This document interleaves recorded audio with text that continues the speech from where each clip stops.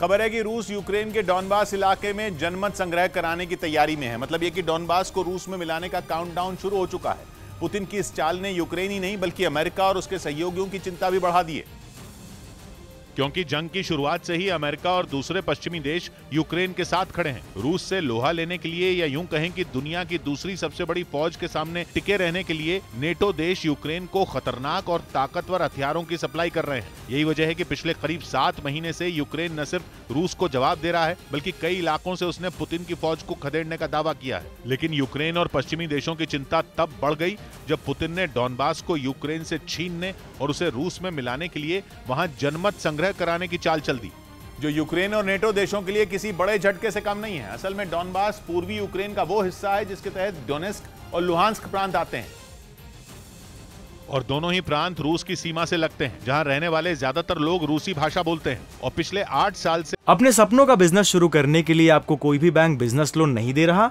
Business loan लेने का secret जानना चाहते हो तो फ्रीडम ऐप को अभी डाउनलोड कीजिए। यानी 2014 से ही यूक्रेन से अलग होने के लिए रूस के समर्थन वाले अलगाववादियों ने डॉनबास में विद्रोह छेड़ा हुआ है। 24 फरवरी को जंग छेड़ने से पहले ही पुतिन ने डॉनबास के तहत आने वाले डोनेस्क और लुहांस्क प्रांत को अलग देश का दर्जा दे दिया था। इसके बाद जंग के दौरान डॉनबास के अलग अलग इलाकों को जीतने के लिए रूसी सेना ने अपनी पूरी ताकत झोंक दी, और रूस का दावा है कि डॉनबास के ज्यादातर इलाकों पर उसका कब्जा हो चुका है। खबर तो यह भी है कि जीते हुए इलाकों में जनमत संग्रह कराने के लिए रूस ने अपने अधिकारियों को भी तैनात कर दिया है, और दावा किया जा रहा है कि डोनेस्क और लुहांस्क प्रांत में 23 सितंबर से जनमत संग्रह का काम शुरू हो जाएगा। रूस ने यह भी ऐलान किया है कि इन दोनों प्रांतों के अलावा खैरसोन और जापोरिजिया में भी 23 से 27 सितंबर के बीच वहां रहने वाले लोग वोट डालेंगे। Долгие 8 лет ждали референдум о присоединении к России.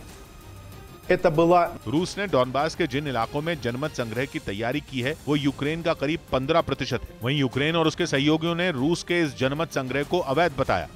If these referenda proceed, and if Russia purports to annex Ukrainian territory, the United States will never recognize it. दावा किया जा रहा है कि डॉनबास में होने वाला जनमत संग्रह रूस के पक्ष में जाएगा, और अगर ऐसा हुआ तो डॉनबास यूक्रेन के हाथों से निकल जाएगा, जो न सिर्फ जेलेंस्की के लिए बल्कि बाइडेन के लिए भी बड़ी हार होगी।